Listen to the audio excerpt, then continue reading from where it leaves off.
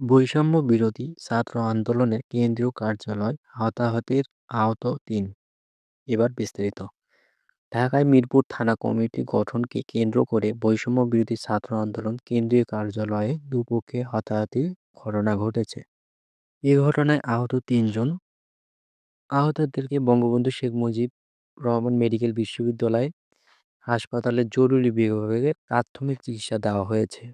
শুক্রবার ১০ই জানুয়ারি রাত 10:30টা নাগাদ রাজধানীর বাংলা মোটরের রূপায়ণ টাওয়ারের সাংগঠনিক কার্যালয়ে এ হতাহতির ঘটনা ঘটে। এ ঘটনায় আহতরা হলেন মিরপুর মণিপুর স্কুল অ্যান্ড কলেজের শিক্ষার্থী নাহিয়ান, ঢাকা পলিটেকনিকের ছাত্র শিক্ষার্থী রনি ও সাফরান।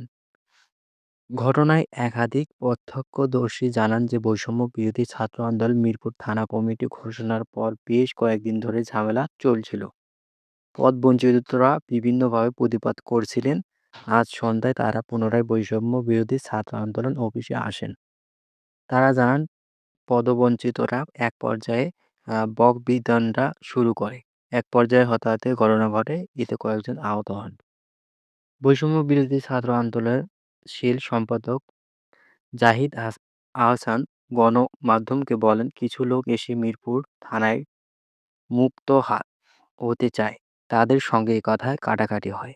এক পর্যায়ে তারা বৈষম্য